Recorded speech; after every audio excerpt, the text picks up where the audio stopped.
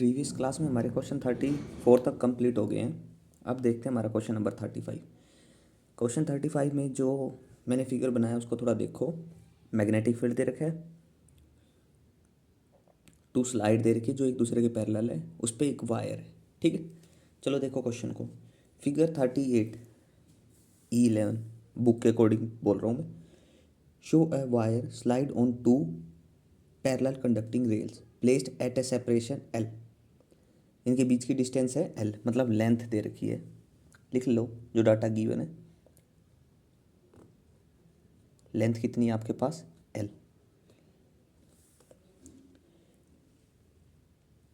A magnetic field B exist in a direction perpendicular to the plane of the rail. Magnetic field भी लिख लो आप, कितना है? B।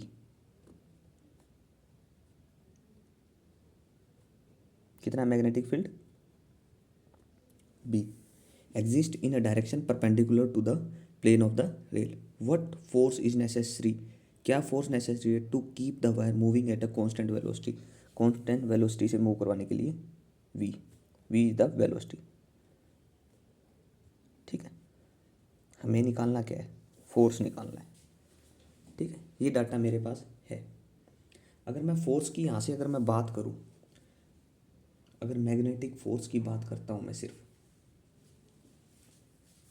अगर मैग्नेटिक फोर्स की बात करूं, F मैग्नेटिक फोर्स किसके इक्वल होता है? BIL होता है मैग्नेटिक फोर्स।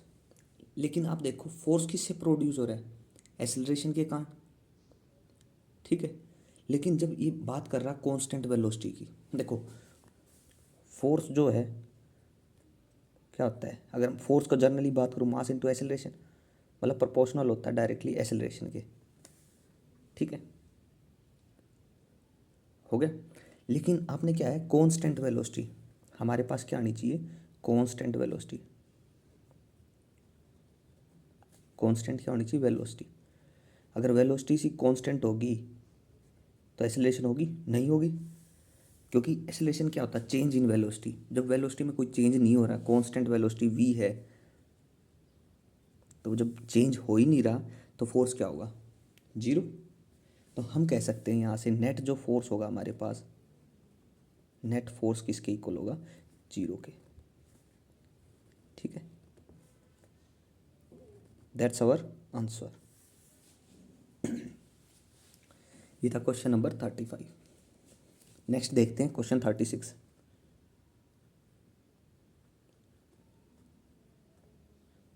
अगर थोड़ा बहुत नॉइस आए बीच में तो थोड़ा एडजस्ट करने की कोशिश करना। क्वेश्चन 36 क्या कह रहा है? हमारे पास फिगर गिवन है, इसमें भी देखो सिंपल सी है। अगर हम फिगर बना लेंगे ना तो हमारे लिए क्वेश्चन काफ़ी इजी हो जाता है।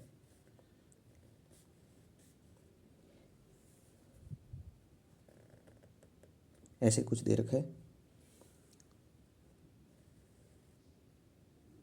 इसकी लेंथ है L। कितनी है? लेंथ है L। इनवर्ड मैग्नेटिक फील्ड की डायरेक्शन आप अच्छे से समझ चुके होगे, मैंने हर एक कंसेप्ट को अच्छे से बताया था वहाँ। अगर वहाँ आपको कोई प्रॉब्लम है तो कमेंट में पूछ लेना कैसे डायरेक्शन फाइंड आउट करते हैं। दो रूल हमने बेसिकली किए थे, राइट हैंड थंब रूल और फ्लेमिंग लेफ्ट हैंड रूल। ठीक है, देख लेना, एक बार चेक कर लेना, अगर कोई प्रॉब्लम हो तो पूछ लेना। अब देखो क्वेश्चन ये है 36, क्या कह रहा है? Figure 38E12 show a long U shaped wire. एक यू शेप की वायर है, ठीक है, और विड्थ दे रखी है। विड्थ किसके इक्वल है? एल के इक्वल है। Placed in a perpendicular magnetic field, magnetic field की भी बात की इसने। कितना है? B is the magnetic field. A wire of length, एक वायर जो दे रखी है, ये देखो वायर, इसकी लेंथ है एल। ये क्या कर रही है? स्लाइड कर रही है किस पे? यू शेप्ड वायर पे, इस वायर पे स्लाइड कर रही है, इस पे। ठीक है, कांस्टेंट वेलोसिटी, अब वेलोसिटी भी कांस्टेंट कर दी, क्या है? वी। वेलोसिटी क्या है? वी। टूवर्ड्स राइट, राइट की तरफ। ठीक है, अगर देखो फील्ड में अगर वायर मूव करते हो, चेंज इन फ्लक्स चेंज होगा, फ्लक्स चेंज हो रहा है। तो ईएमएफ इंड्यूस होगी, तो ईएमएफ कितनी होगी वो निकाल लेंगे हम पहले। तो 1 मिनट आगे क्वेश्चन देख लेते हैं। The resistance of all the wire is R per unit length. Resistance दे रखी है, per unit length are they रखी है, पर यूनिट लेंथ किसके इक्वल है, आर के इक्वल है। ठीक है, अब देखो यहाँ तक हो गया। At t is equal to 0 the slide wire is close to the left edge, इस लेफ्ट पे थी, t is equal to 0। Draw an equivalent circuit diagram showing the induced EMF as a battery. Induce EMF show कर रही है as a battery. Calculate the current in the circuit, circuit में हमें current find out करना है। ठीक है, चलिए इंड्यूस हमने क्या निकालना है, हमें निकालनी है इंड्यूस ईएमएफ। करंट क्या होता है, सबसे पहले आप बेसिकली देखो करंट होता क्या है। ओम्स लॉ देखते हैं, V is equal to I R होता है। I इज इक्वल टू क्या होगा, V अपॉन आर, मतलब वोल्टेज जो हमारी क्या होगी इंड्यूस ईएमएफ, और R हमारा क्या होगा रेजिस्टेंस। तो चलिए इन दोनों टर्म पे बात करते हैं। अगर यहाँ से रेजिस्टेंस की बात करूँ तो टोटल रेजिस्टेंस चाहिएगा हमें, ये रेजिस्टेंस पर यूनिट लेंथ है, टोटल रेजिस्टेंस।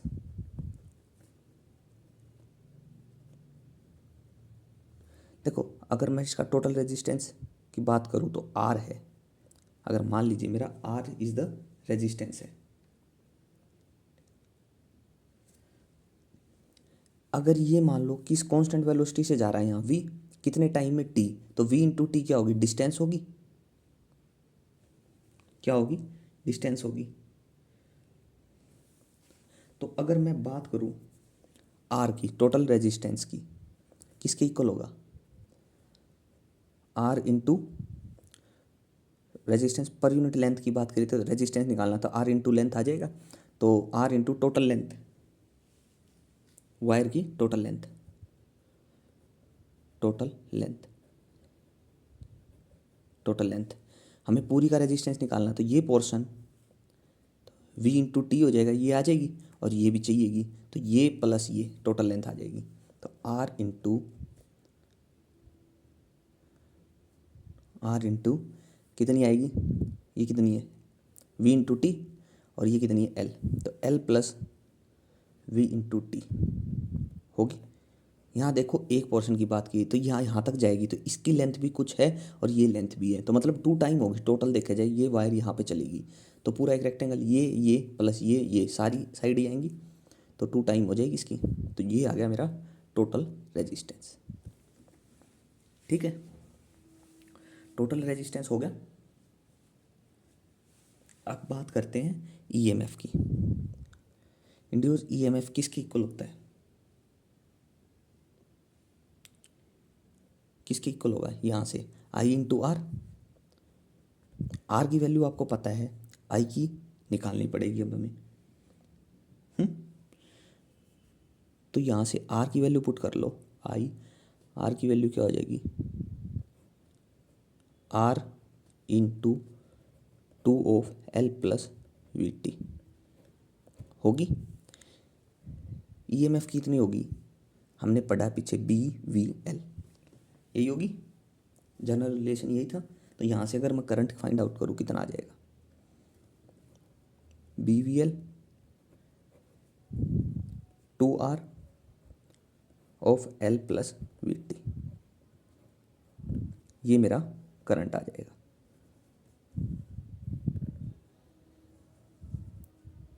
ठीक है, हो गया। करंट बेसिकली कैसे आया है आपको समझ आ गया, क्योंकि इंड्यूस ईएमएफ बताना था सबसे पहले। इंड्यूस ईएमएफ, इसमें कितना इंड्यूस हो रहा है ईएमएफ, बी वी एल, ये क्या है हमारा इंड्यूस ईएमएफ। ठीक है, इंड्यूस्ड ईएमएफ, ठीक है, किसके इक्वल होता है, बी वी एल के, जो हमने इनिशियली स्टेट में यही होता है। ठीक है, फिर हमें चाहिए टोटल रेजिस्टेंस, टोटल रेजिस्टेंस आप निकाल लोगे आर इंटू टोटल लेंथ। ठीक है, हो जाएगा। ये था मेरा क्वेश्चन नंबर 36। अगर कोई कंसेप्ट इसमें रहता है, कोई चीज़ बतानी, तो बता देना मेरे को कमेंट में। चलिए नेक्स्ट क्वेश्चन पे बात करें। क्वेश्चन नंबर 36 के बाद क्वेश्चन 37। इलेक्शन चल रहे हैं ना, तो उसके स्पीकर वगैरह बजते रहते हैं तो थोड़ा नॉइस उसका भी है। ठीक है, कौन सा था क्वेश्चन 36? नेक्स्ट है हमारा क्वेश्चन नंबर 37। अब देखो 37 क्वेश्चन क्या कह रहा है, दो पार्ट है इसमें। देखो, consider the situation of the previous problem. Previous problem की सिचुएशन को कंसिडर करो। ठीक है, तो उसमें अगर मैं कंसिडर करता हूँ तो हमारा करंट कितना आया है, अभी निकाला लास्ट टर्म में, B v l divided by क्या है, 2R of l plus v t, ये निकाला है पिछला क्वेश्चन 36 में जो करंट निकाला हमने। ठीक है, अगर मैं फोर्स की, जनरली फोर्स की बात करूँ, ऊपर ही हमने फोर्स की ही बात की थी। फोर्स किसके इक्वल होता है, F is equal to B I l होता है, बी आई एल होता है। आई हमारे पास आ गया, तो यहाँ से फोर्स, क्यों, क्योंकि मैंने यहाँ इसलिए लिया है क्योंकि इसमें फोर्स टर्म दे ही रखी है, दोनों पार्ट में फोर्स की बात कर रहा है ये, तो इसलिए मैं फोर्स आगे फाइंड आउट कर रहा हूँ। चलो 1 मिनट क्वेश्चन देख लेते हैं। Situation of the previous problem, calculate the force, A part है, कैलकुलेट द फोर्स, फोर्स कहाँ है, calculate the force needed to keep the slide wire moving with a constant velocity v, इसमें velocity बोली है v। ठीक है, तो ए part है, फोर्स निकालना है। एफ जनरली हम पढ़ते हैं F is equal to B I l होता है, तो अगर फोर्स की मैं बात करूँ तो आई की वैल्यू आपके पास है B l into B v l divided by 2R of l plus v t. ठीक है, कोई चीज़ मिस तो नहीं हुई, अगर होगी है तो बताओ। B square L square v by 2R of l plus v t. अगर स्पीड आपको स्लो लगती है तो आपके हाथ में कंट्रोल है, सेटिंग्स में जाके स्पीड को इंक्रीज़ कर सकते हो। ठीक है, और ज़्यादा लग रही है तो डिक्रीज़ भी कर सकते हो, पर मेरे अकॉर्डिंग लग रहा है ज़्यादा नहीं होनी चाहिए। 1-2 क्वेश्चन में अगर हो जाती है तो हो जाती है, अदरवाइज़ नॉर्मल स्लो, बड़ा स्लो चल रहा हूँ मैं। ठीक है, चलिए फोर्स आ गया, तो ये था मेरा ए पार्ट, तो ये मेरा ए पार्ट में इतना फोर्स होगा।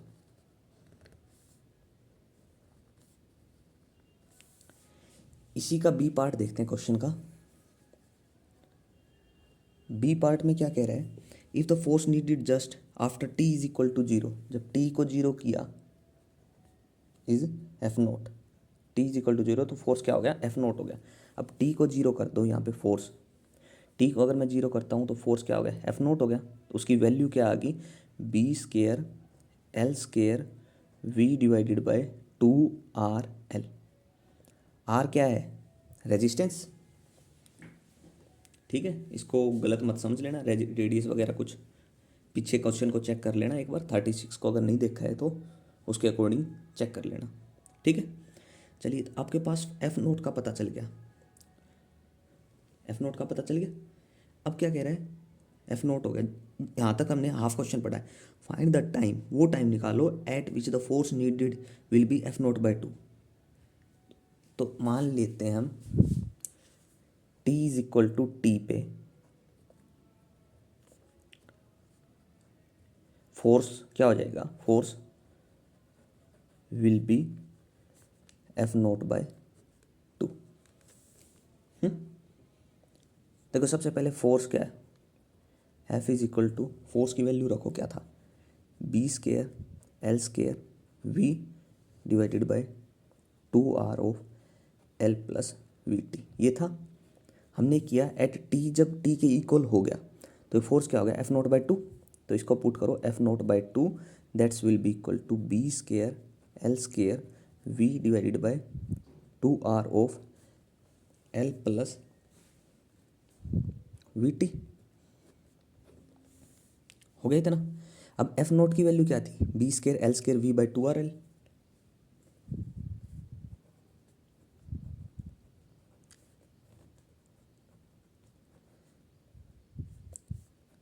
दोनों को इक्वेट कर लो,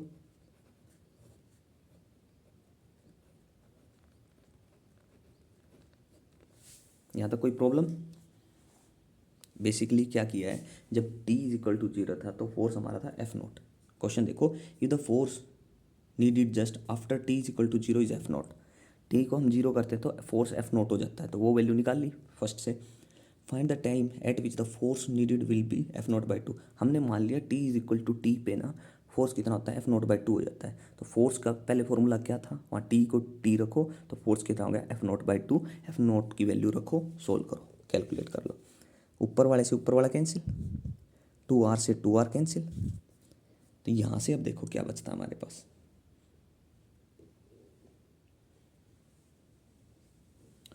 एक चीज़ रहेगी, ये तो फॉर्मूला था, ये 2 भी तो रहेगा नीचे वाला, तो यहाँ से 2 और बचेगा, 2l होगा।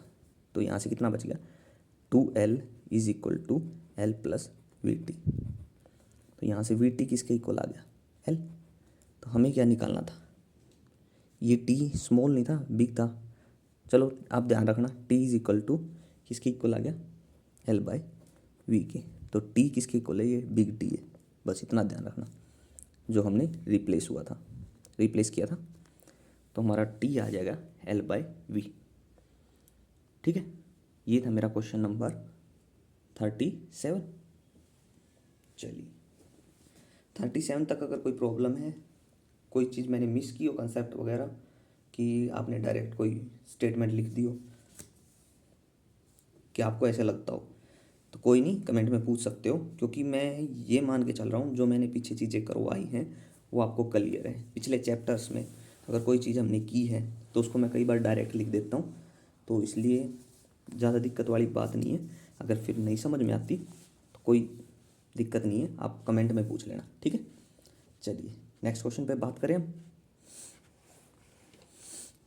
Question number 38।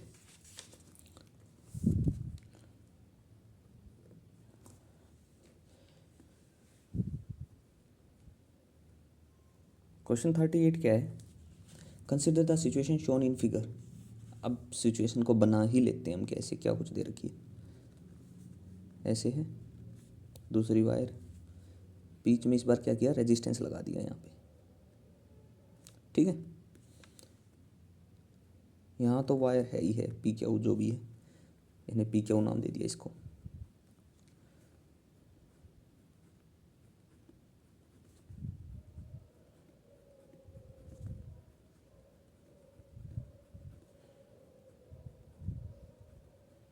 ये दे रखा है फिगर, ठीक है।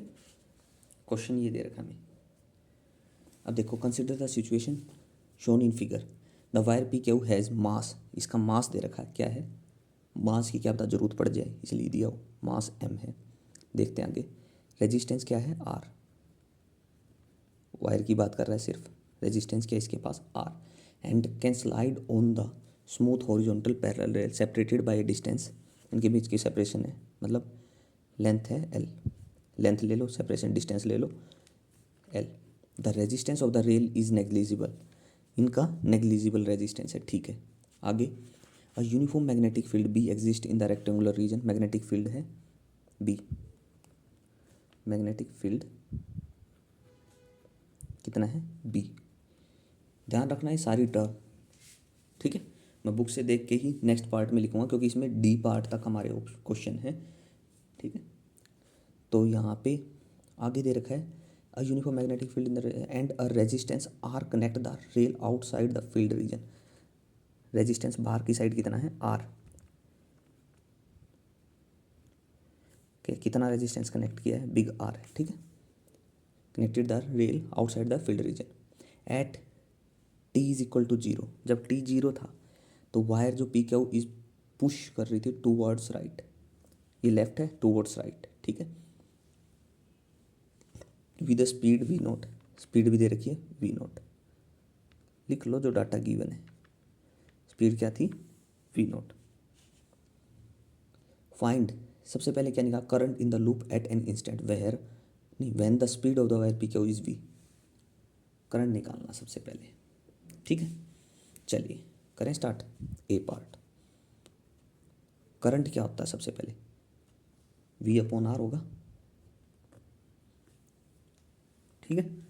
अब देखो इस पे वोल्टेज कितनी होगी, सबसे पहले तो वो चाहिए, तो इसके वायर की जब मूव करेगी इंड्यूस होगी ईएमएफ। ईएमएफ कितनी होगी, बी, वेलोसिटी दे रखी है वी, और इसकी लेंथ क्या है एल, तो बी वी एल होगी। काफ़ी क्वेश्चन कर लिए इसलिए डायरेक्ट बता रहा हूँ। तो वी क्या हो जाएगी, बी वी और एल। ठीक है, चलिए रेजिस्टेंस की अगर मैं बात करूँ, रेजिस्टेंस की, अब इस पे रेजिस्टेंस कितना होगा, ए पार्ट में निकालना क्या है हमने, करंट निकालना है। तो रेजिस्टेंस आप देखो क्या है, अगर ये सर्किट यहाँ से पूरा है, टोटल रेजिस्टेंस क्या हो जाएगा सीरीज में, तो आर प्लस आर होगा। ठीक है, ईएमएफ इंड्यूस हो रही है बी वी एल, डायरेक्ट लिखी है क्योंकि हमने पीछे कर ली है चीज़ें कैसे आई है ये। ठीक है, ये था ए पार्ट। अब इसी का बी पार्ट है क्वेश्चन का। बी पार्ट में क्या है, the acceleration of the wire at this instant. B part में बोला है क्वेश्चन 38 में एक्सेलरेशन। अब एक्सेलरेशन कहाँ से आएगी, अगर आपको फोर्स पता हो तो एक्सेलरेशन आ जाएगी, क्योंकि force is equal to mass into acceleration. Acceleration mass हमें गिवन है, मास की ज़रूरत क्यों थी पता चल गया। तो लिखो फोर्स की अगर मैं बात करूँ फील्ड में, एफ किसके इक्वल, बी आई एल होगा।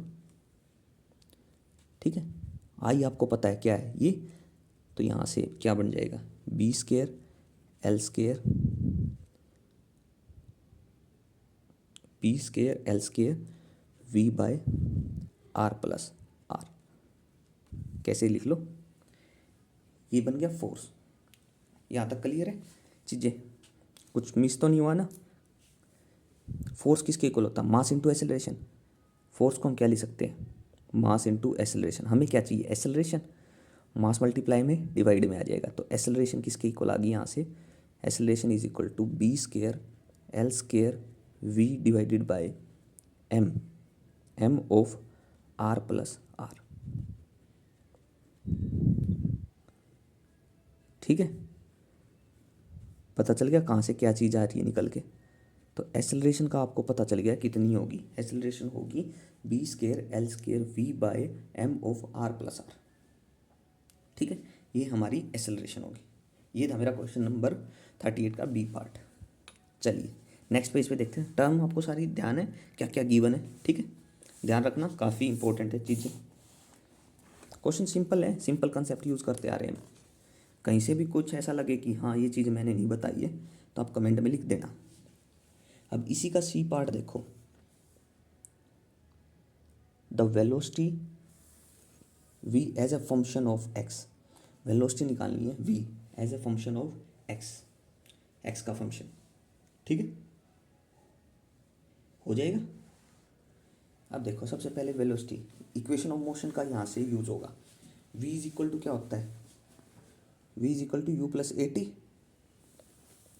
आपको v का पता है, v is equal to u plus a t, तो v is equal to v nought plus a t हो गया। ये हमारा इक्वेशन ऑफ मोशन में आपने पढ़ी होगी इक्वेशन। ठीक है, तो यहाँ से देखो जो फोर्स है,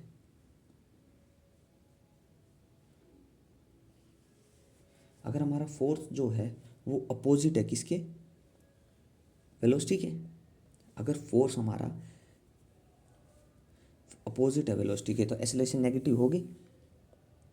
ठीक है, तो यहाँ से अगर मैं v की बात करूँ तो क्या होगा, v nought minus acceleration. Acceleration की वैल्यू रखो क्या थी, पीछे क्या आई है, B square L square we divided by क्या आई थी, m of R plus R, यही आई थी एक्सेलरेशन जो आई थी। और हमारे साथ मल्टीपल में क्या है x। ठीक है, देखो इसमें था क्या, अब देखो ये मूव किधर कर रही है। ठीक है, मैग्नेटिक फील्ड से अगर ये इधर मूव करेगी तो बाहर जा रही है। ठीक है, फोर्स किधर है, मैग्नेटिक इधर, और वेलोसिटी किधर है इधर, मतलब फोर्स के अपोजिट है तो नेगेटिव साइन आएगा। फोर्स के अपोजिट है, मैग्नेटिक फील्ड क्या करेगा, उसको फील्ड से बाहर जा रही है तो अपोजिट फोर्स लग रहा है। आप ये देख सकते हो जो फोर्स लग रहा है वो अपोजिट है वेलोसिटी से। ठीक है, इसलिए नेगेटिव साइन आया है। तो यहाँ से देखो x, नहीं नहीं नहीं नहीं, यहाँ t था, a के बाद t था, t था। अब देखो v into t as a function of x निकालना है। वेलोसिटी इंटू टाइम क्या होता है, डिस्प्लेसमेंट या डिस्टेंस, तो वो हमारी x में ले लो। v is equal to v nought minus B square L square x divided by M of R plus R. ठीक है, यही था, as a function of x निकालना था। अब देखो maximum distance the wire will move, maximum distance wire will move, कितनी maximum distance wire move करेगी वो निकालनी है। अब ये था सी पार्ट हो गया हमारा कंप्लीट। यहाँ पे फंक्शन ऑफ एक्स निकालना था, ये हो गया। बस डी देखते हैं अब। प्रॉब्लम आ रही हो तो पूछ लेना, कोई दिक्कत नहीं है। The maximum distance the wire will move, कितनी मैक्सिमम डिस्टेंस वायर मूव करेगी वो निकालनी है। कैसे निकालोगे?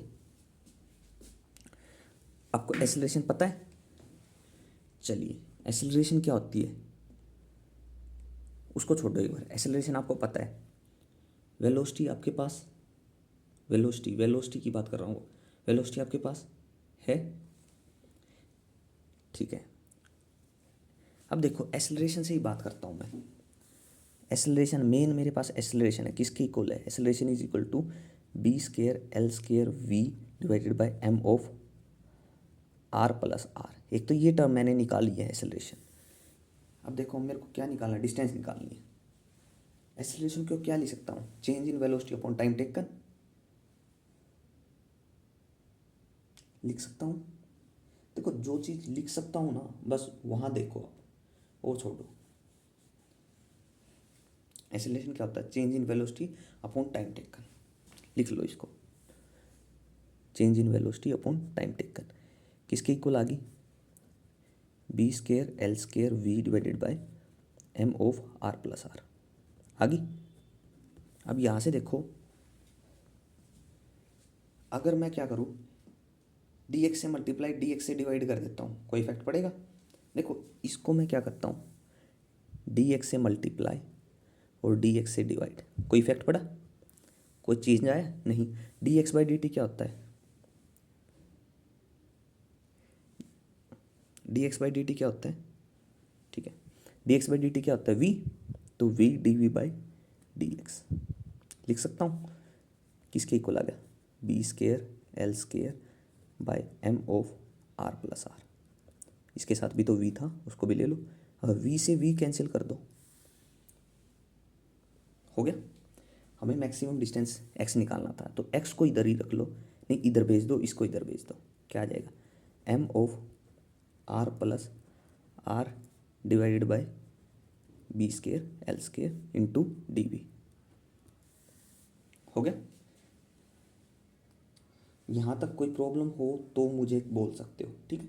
ये सारी टर्म कांस्टेंट है, दोनों साइड इंटीग्रेशन करो, अप्लाई, क्या आ जाएगा?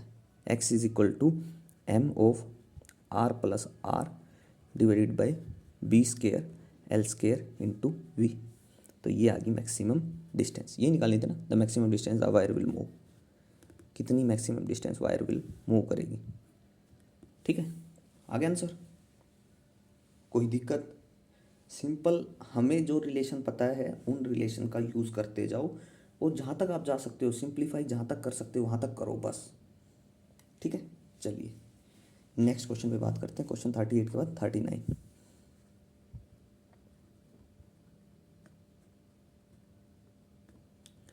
क्वेश्चन 39 में क्या है? फिगर दे रखा, वो बना लो एक बार, अगर बोलो तो। चलो बना लेते हैं, काम ही आएगा। एक ऐसे रेक्टेंगल दे रखा आपको, रेक्टेंगल दे रखा है तो इसकी कुछ ना कुछ लेंथ होगी। यहाँ दे रखा है बी, यहाँ सी, यहाँ ए और यहाँ डी।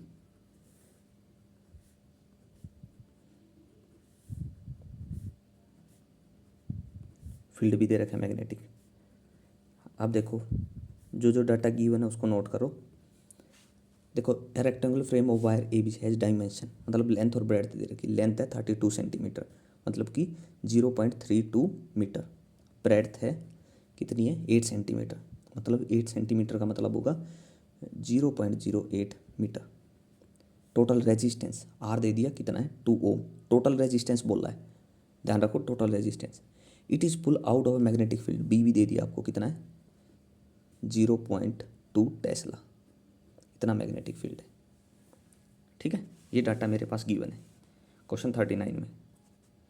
ठीक है, it is found that the frame move with constant speed, constant speed से मूव कर रहा है, ठीक है। स्पीड भी दे दी आपको, v कॉन्स्टेंट है, ठीक है। This constant speed, find this constant speed. अब उस कॉन्स्टेंट स्पीड को ही फाइंड आउट कर लो आप। सबसे पहले बोला उस कॉन्स्टेंट स्पीड को ही बता दो हमें क्या होगी। तो देखो ए पार्ट है, कॉन्स्टेंट स्पीड निकालनी है, मतलब कि v निकालनी है आपको। सबसे पहले देखो इंड्यूस ईएमएफ आपको पता है क्या होता है, क्या होता है। जनरली अगर ये वायर मूव करी, इंड्यूस ईएमएफ कितना होगा, BVL, ठीक है, BVL। अगर मैं फोर्स की बात करूँ यहाँ से, मैग्नेटिक फोर्स है यहाँ, F=BIL होगा, लेंथ, ठीक है। अब लेंथ यहाँ ध्यान रखना कौन सी है, ऐसे मूव कर रहा है तो ये वाली कंसिडर होती है, ठीक है, कंफ्यूज मत होना, BIL।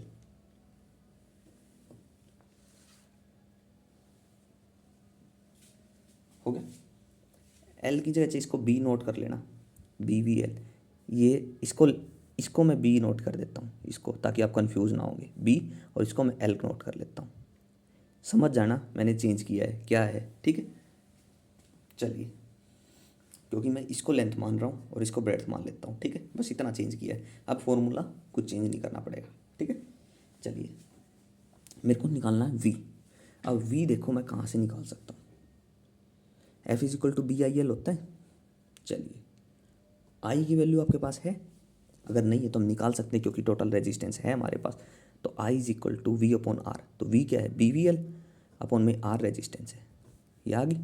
अब यहाँ से I की वैल्यू पुट करो, फोर्स आ जाएगा, तो B²L² V/R। अब फोर्स, इसने बोल दिया फोर्स। अब फोर्स अगर होगा तो ही हम निकाल पाएंगे, क्वेश्चन में फोर्स गिवन है, फोर्स भी दे रखा कितना है, 3.2 × 10⁻⁻5 न्यूटन, इतना फोर्स भी था, ठीक है। अब देखो फोर्स है, R है, B है, L है, तो V निकल जाएगी, तो यहाँ से V निकाल लो, F/R/B²L²। फोर्स कितना है, 3.2 × 10⁻⁻5 फोर्स है। अगर मैं यहाँ से रेजिस्टेंस की बात करूँ तो रेजिस्टेंस कितना है, 2 ओम डिवाइडेड बाय बी कितनी है, 0.2 का स्केयर, मतलब कि 2 × 10⁻²। लिख सकता हूँ, नहीं, स्केयर है ना, तो 2 से एक और मल्टीप्लाई करो, 2×2 = 4 होगा। कुछ गड़बड़ मत कर देना, बस इतना ध्यान रखना। 0.2 टेस्ला ही था, या 1 मिनट, 0.02 टेस्ला था, 0.02 टेस्ला था, तो ये 10⁻⁻4 हो गया, ठीक है। अब ये एल की बात करूँ, लेंथ कितनी है, 0.08, 8×8 = 64, स्केयर करना ना, इंटू 10⁻⁻4। देखो यहाँ तक डाटा मैंने जो यूज़ किया है वो करेक्ट है या नहीं, अगर कुछ मिस्टेक है तो वो बता देना, ठीक है। चलिए आगे कैलकुलेट कर लेता हूँ, 2 से 2 कैंसिल कर देता हूँ मैं, 8×8 = 64, 8×4 = 32, नहीं 32×2 = 64 कर लेता हूँ डायरेक्ट, ठीक है। तो ये रह गया 0.2, नहीं 10⁻⁻6 हो गया ऊपर, इतना ध्यान रखो। यहाँ कितना है, 2 × 10⁻⁸, ठीक है। 6 से 6 खत्म करो, कितना बच गया, 10⁻⁻2 नीचे बच गया, ऊपर ले जाओ, रुको रुको, 2 ये था, 2 ये था, 4। ये गड़बड़ हो जाती है ना छोटी छोटी कैलकुलेशन, तभी बोलता हूँ अगर कैलकुलेशन मिस्टेक हो तो उसको एक बार क्रॉस चेक करते रहना साथ साथ। तो यहाँ से कितना आ गया, 25, इतना ही आएगा, वेलोसिटी निकालनी थी ना, 25 मीटर/सेकेंड यूनिट होती है इसकी। तो ये था मेरा क्वेश्चन नंबर 39 का ए पार्ट। नेक्स्ट देखते हैं इसी का।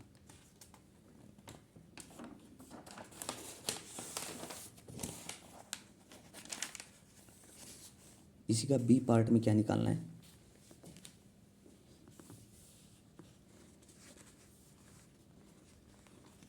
इसी का बी पार्ट देखो,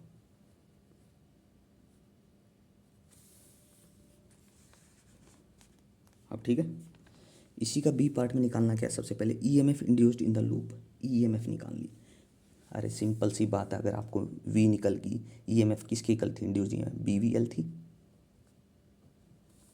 और बी मैग्नेटिक फील्ड की वैल्यू कितनी थी 0.02, वेलोसिटी कितनी है ये 25, और लेंथ कितनी है 0.08।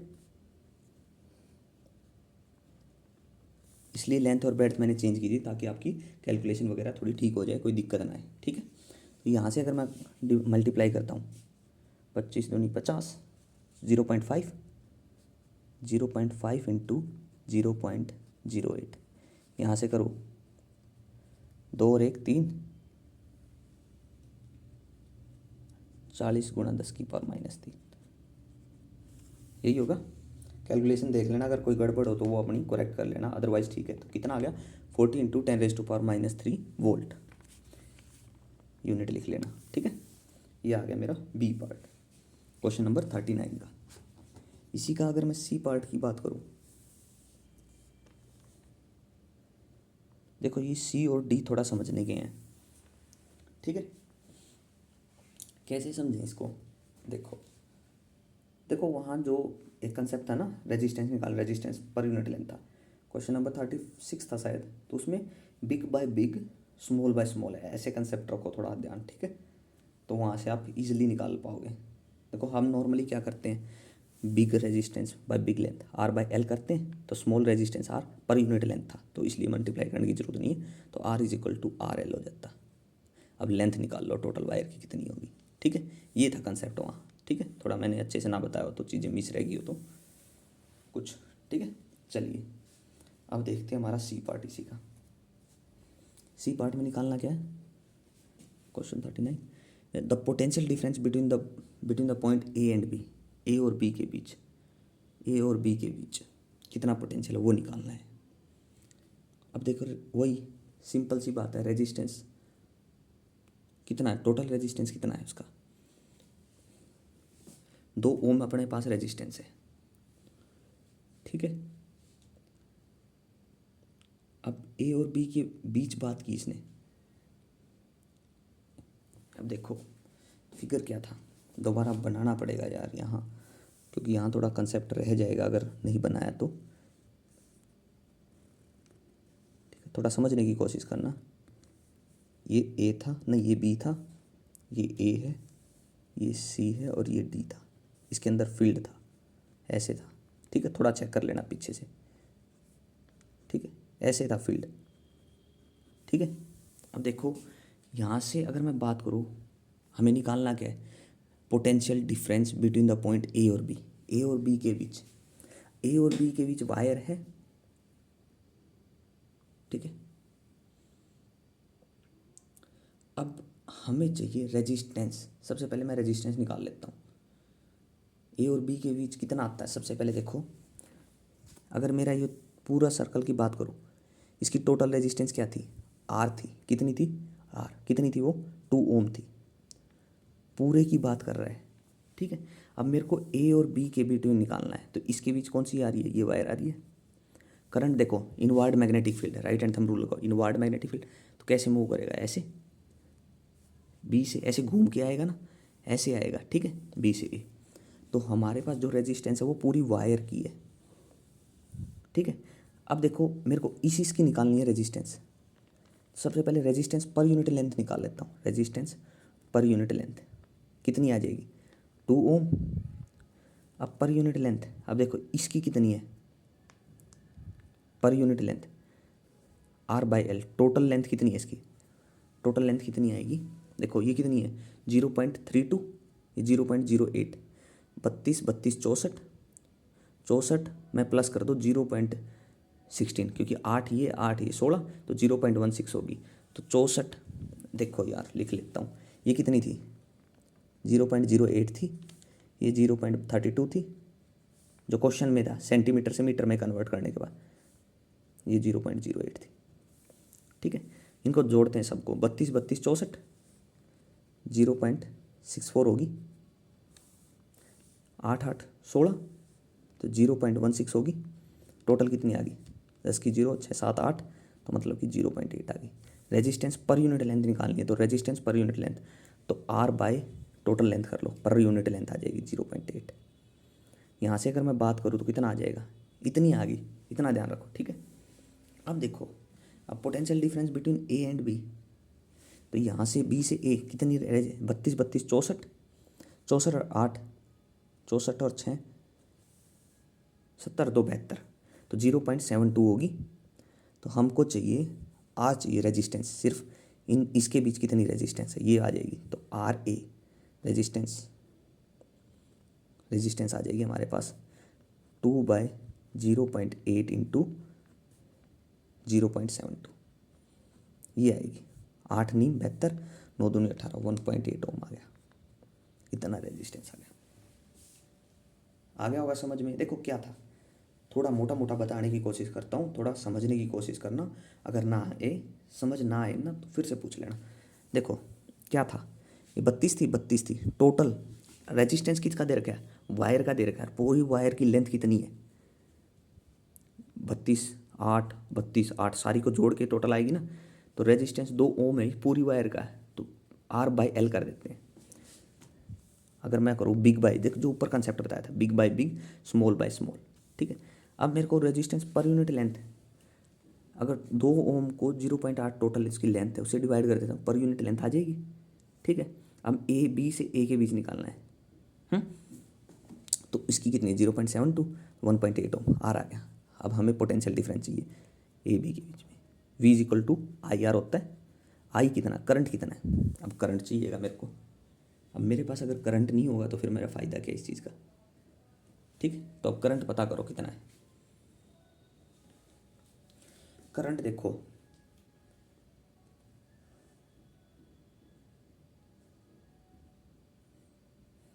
रेजिस्टेंस तो आपके पास आ गया 1.8 ओम, तो करंट कितना होगा, चलो करंट और निकाल लेते हैं। पिछले कंसेप्ट में बी और में ए में क्या निकालना है, एक मिनट रुको, कितना था देखो, करंट इंड्यूस ईएमएफ थी कितनी, BLV/R करो, रेजिस्टेंस कितना था 2 ओम इंटू आर, रेजिस्टेंस यहाँ से कितना है 1.8, यहाँ से मैग्नेटिक BLV मल्टीप्लाई किया था, कितना आया था 4।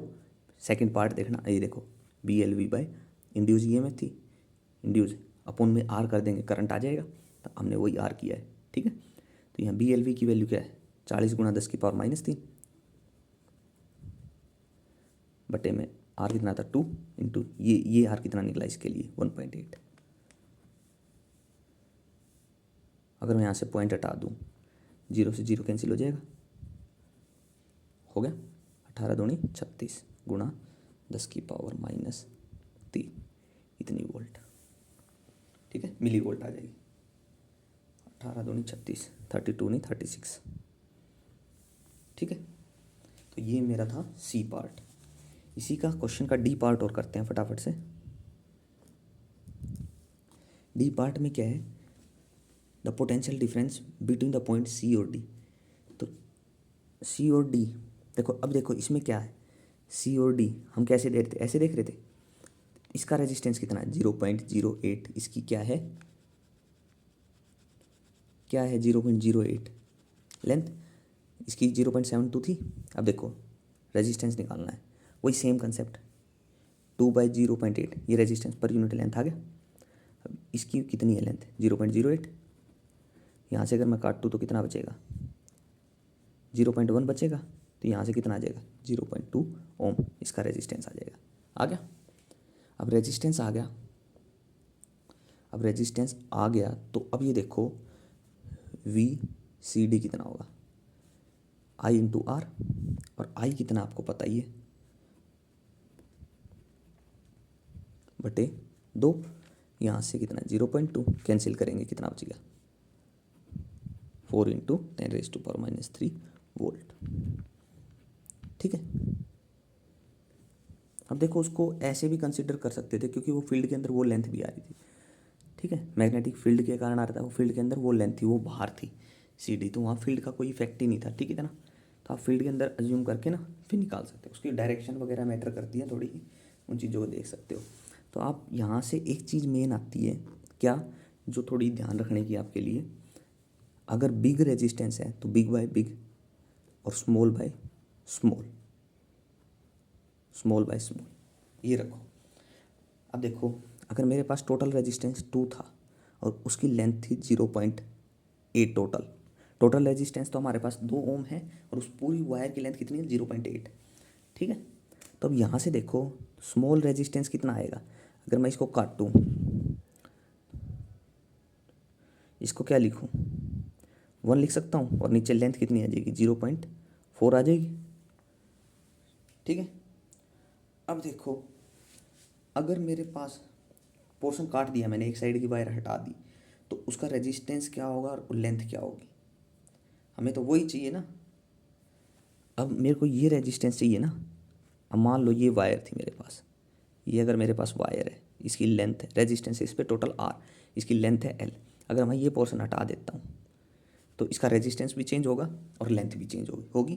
तो अब मेरे को वो रेजिस्टेंस निकालना है, वो है R, किसके इक्वल होगा, टोटल रेजिस्टेंस बाय L और into L prime. L prime क्या होगी, जो न्यू लेंथ होगी।